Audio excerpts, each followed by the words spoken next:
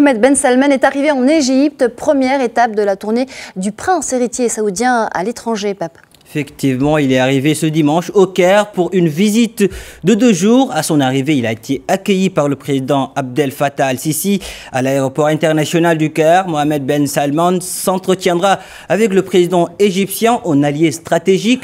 En effet, Riyad considère l'Égypte comme une pierre angulaire de la stabilité régionale, notamment depuis la destitution par l'armée du président Mohamed Morsi. C'était en 2013. Le prince héritier saoudien s'envolera mercredi pour la Grande-Bretagne, puis aux États-Unis, selon David Rigoulet, Rose de l'Institut français d'analyse stratégique.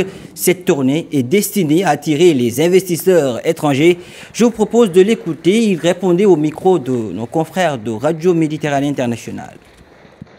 C'est évidemment pour attirer les investisseurs étrangers dans la perspective de son grand programme Vision 2030. Le problème, c'est que pour l'instant, il y a un certain nombre d'incertitudes qui pèsent. Les investisseurs en question sont prudents quand même parce qu'ils se posent des questions sur la transition qui est en cours, qui est assez inédite dans ses modalités, parfois brutale, et donc ça suscite effectivement beaucoup d'interrogations pour des investisseurs à long terme. Sa première étape, c'est l'Égypte du président Sisi, qui sera prochainement probablement réélu, donc c'est une manière de marquer son soutien pour le président Sisi, de le conforter dans son statut d'allié important de Riyad. Et puis ça annonce aussi 2 étapes prochaines, entre le 19 et le 22 mars, à Londres et à Washington, qui sont 2 alliés privilégiés occidentaux du royaume saoudien. C'est une manière pour le prince héritier d'asseoir sa position à l'étranger, alors qu'il vient de prendre un certain nombre de mesures importantes sur le plan interne.